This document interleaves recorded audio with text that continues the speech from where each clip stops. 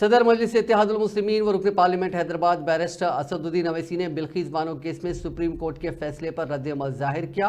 उन्होंने कहा कि गुजरात के बीजेपी सरकार और मरकज़ की मोदी सरकार बिल्किस बानो के कसूरवारों के साथ खड़ी थी। गुजरात हुकूमत ने कसूरवारों को रिहा करने में पूरी मदद की। गुजरात असेंबली इंतखाबात से कबल उन्हें रिहा कर दिया गया। सदर मजलिस ने कहा कि नारी शक्ति के बारे में मोदी हुकूमत के बुलंदोबांग दावों की क़तई सुप्रीम कोर्ट ने इसकी खलाई खोल दी। असदुद्दीन अवैसी ने गुजरात बीजेपी सरकार और मुल्क के वज़ीर आज़म की सरकार से बिल्किस बानो से माफ़ी मांगने का मुतालबा किया। बिल्किस बानो के मालूम से लेकर के जो सुप्रीम कोर्ट में वर्डिक्ट आया है, उन्होंने कमीशन को गलत बताया है और जहाँ पे ट्रायल हुआ है उसी सरकार को जो है लेने का हक है। तो इस पूरे मामले को आप कैसे देखते हैं? आप तमाम लोग जानते हैं, मुल्क जानता है।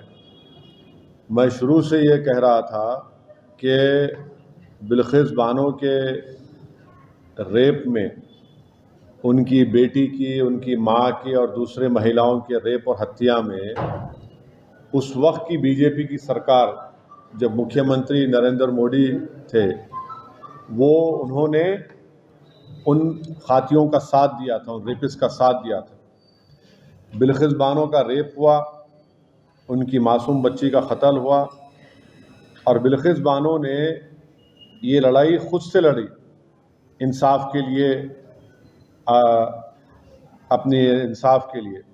तो जो उस वक्त जो बीजेपी नरेंद्र मोदी मुख्यमंत्री थे, उस जो माहौल था गुजरात में, बड़ा ही ख़राब माहौल था।